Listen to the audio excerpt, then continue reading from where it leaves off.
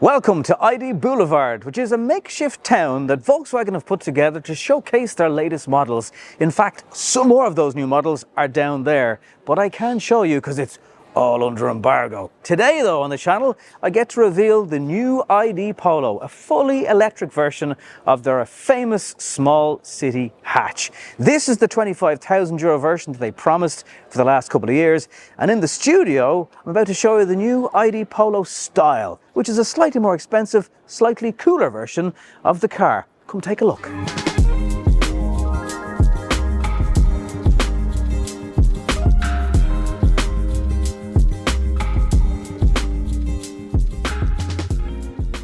One of the key differences you may have noticed on the front of the car outside versus this is a full light bar and the lack of that kind of aluminium silver looking effect on the lower part of the grille. So the Style gets a little bit more front action over the car. We have some air curtains and the usual parts of the bumper just to help with aerodynamics. It's a 0.26 drag coefficient, which is pretty good for a small car.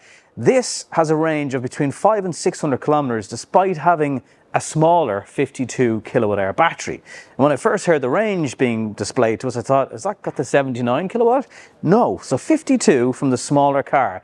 It's the MEB Plus platform, it's the front wheel drive version of it, and I know from driving the Skoda Epic, the brake feel, for example, is much better in the car now. So let's take a full look around the vehicle, show you what we like about it, some of the new key features, and you can decide whether this could be your next car. We have 19-inch alloys. The version we just showed you are 17, so a little bit bigger. Ride quality, will that be compromised or will you get more comfort out of the 17? We'll decide that on the test drive. Rear door handles are up here, but there are still door handles for front driver and passenger doors. And that's the theme of this car. There's a lot of Volkswagen back to basics, back to doing what they do best.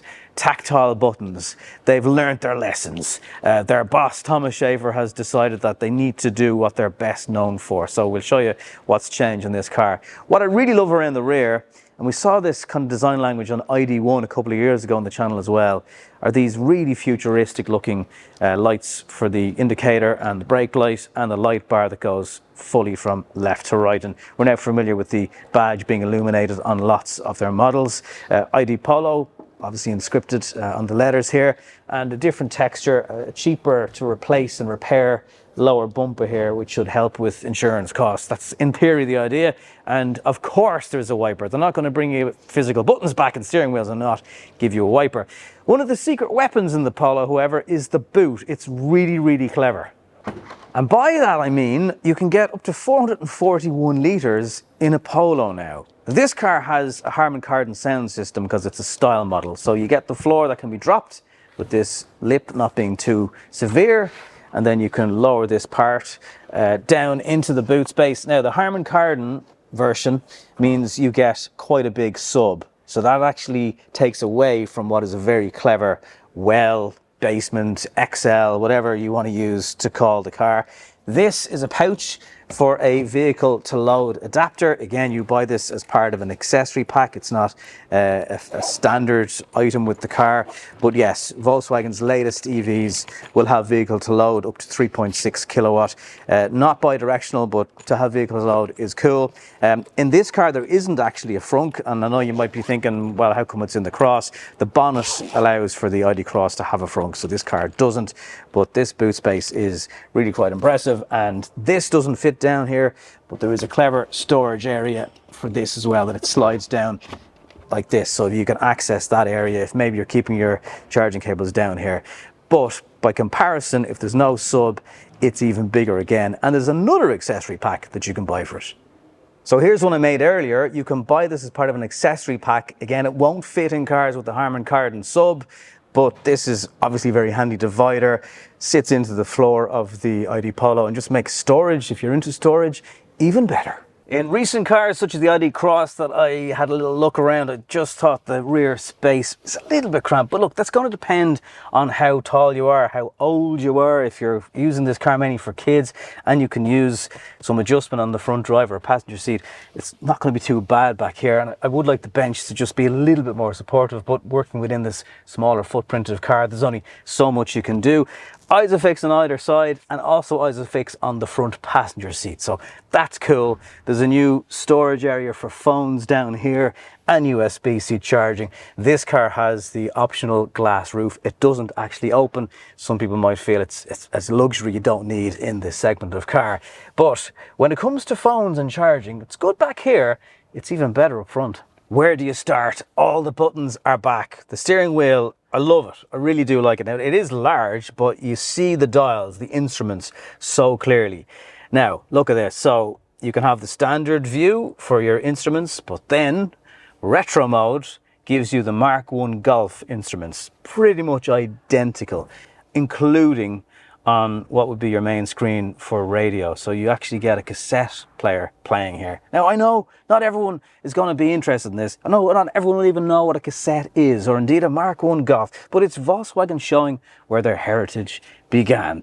And then the suite of physical buttons are also down here, so it's going to be a much easier car to adjust things. Gear selector is up here.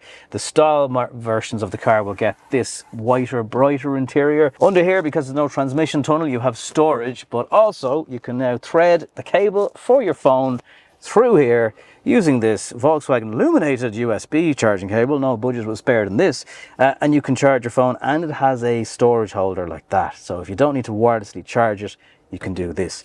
Also the same for a tactile button for volume and for changing a track on whatever you're listening to. So it's a comfortable seating position. I've got good space, great visibility. Again, I can't overemphasize how clear the instruments are through the aperture of this steering wheel. So many car companies get that wrong. I've got an armrest. It doesn't adjust like a lot of more expensive Volkswagen models do, but it is a deep, as you can tell, nearly up to an elbow down there. If you haven't seen this yet, it started in T-Rock. There's a new upgraded door handle. It's one piece. You get the door release on it. VW say it gives you more space here, but also allows you to use better quality materials in this overall area. So as you can see, they have listened. They have done endless focus groups, it would seem. Now there are areas where you can put your hands down here and realize there's no carpet in the door bins for stopping things rattling around, but we're being particularly fussy. Overall, this is a big upgrade for the people who've criticized the sliders over the last few years. One other key change on Volkswagen's lineup now is the charging port will be on the front. It'll be the driver's side in Ireland, up to 110 kilowatt DC charging. Again, vehicle to load available on the car.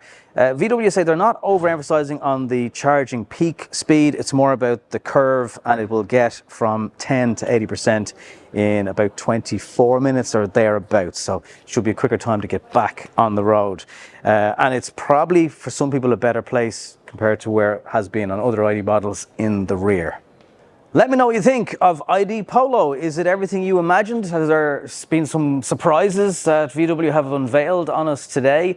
And also, with Irish prices always being a little bit more expensive, I do wonder where the style version of the car will be. Will it be a 30 grand car? Still a lot of car if it is. Great size boot, really nice interior now, and great styling, particularly in this trim version of the car. So let me know your thoughts down below. Would it convince you to go electric, or have you been a Polo customer in the past, and was this kind of get your interest yet again?